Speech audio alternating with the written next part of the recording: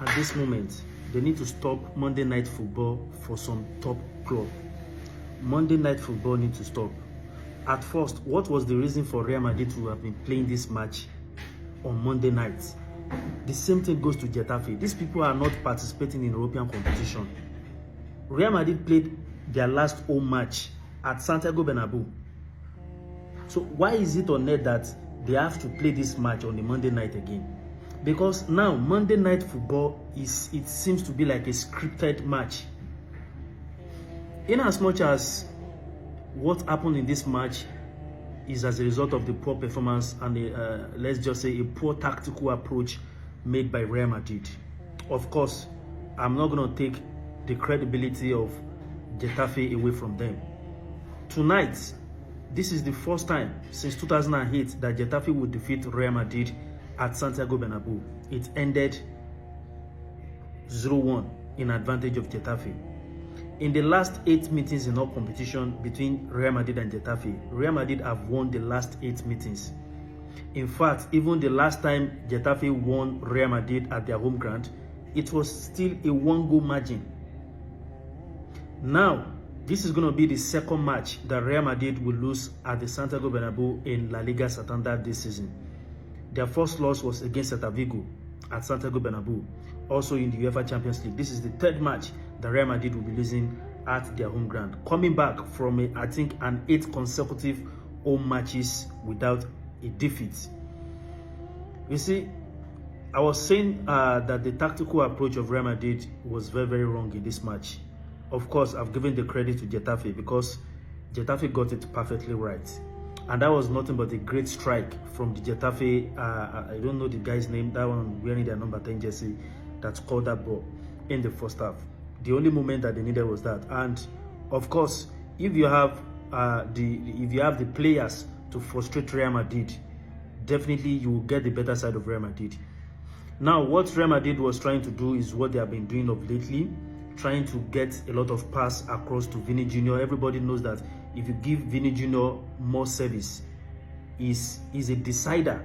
He can definitely decide and change, the match in a positive way for Real Madrid. Of course, the earlier miss from Vini Jr. in the first half is one of the reasons whereby Real Madrid still have to find themselves in this situation. It was a miss. Don't tell me it was a great save from the goalkeeper. That was a clear missed chance from Vini Jr. in the first half.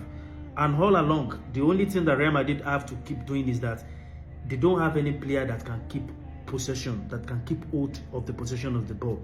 When you are playing against a team that are so aggressive like that, a team that they are throwing themselves on the pitch, those guys just roll on the floor now because, come on, the tactics work perfectly for Getafe.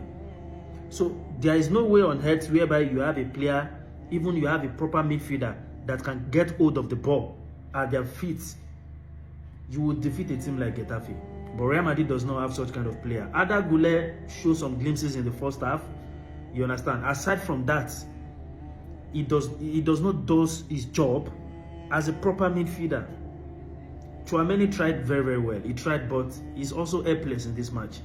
This Pitachi, I've been waiting with that guy name. That guy also tried. But the tempo of the match is more than what the guy can handle.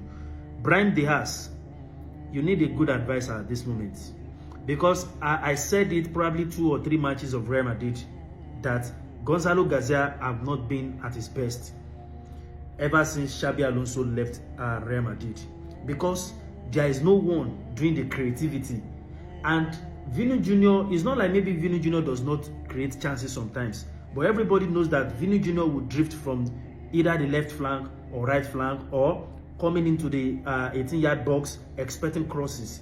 So there is no proper player that can give proper service for a lone striker like Gonzalo Garcia. That is why he's not been effective in recent matches. So I see no reason whereby you have a player like Brahim Diaz on the bench, a player that is good at both feet, a player that can cause upset in the final third, and also a player that in fact he can even gain penalty for you. What is Brahim Diaz getting of recent? Brahim Diaz is getting 6 minutes, 17, maybe 15 minutes at the highest. A quality of a player like Brahim Diaz. So you need a great advantage. It's always good, to play for the best club in the world. Unarguably, it's Real Madrid. Let's be realistic. You understand? But you are a star on yourself. You are a star. So, in general, like I said, Real Madrid, they're somewhat poor with their approach in this match because they have the quality. And at the end of the day, when the Getafe knows that if you are able to trouble Real Madrid very, very well, you upset them, then they are going to lose the match mentally. And that was all they did.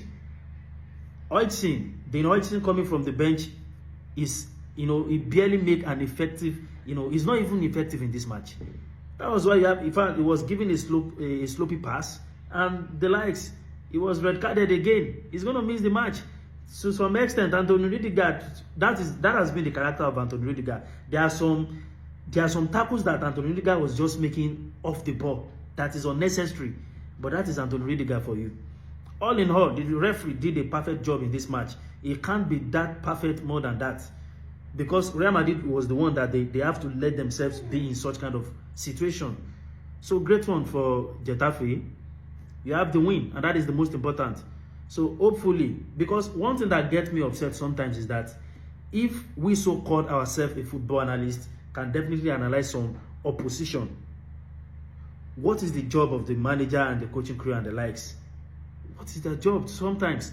Because there is no way on earth you will tell me that you don't know that this is how Getafe will play. Getafe are very, very compact. They are solid when it comes to defending as well. And obviously, Real Madrid still has this thing. That is why they appointed Xabi Alonso. They want to play this possessional-based football as well. But the players cannot adapt to it. Every football club does not have to play a possessional-based football, for a fact. But there are some matches whereby you will need some players that can get hold of the ball very, very well, so that you can break down opposition. Real Madrid does not have it in a nutshell. Real Madrid run a lot of people street, then run some of my people safe. My Odogus, then run us street big time. Although, yet again on my free channel, where they talk, say make una go join, we collected from the hand because the option there was corner, and that one shut down. You don't enter.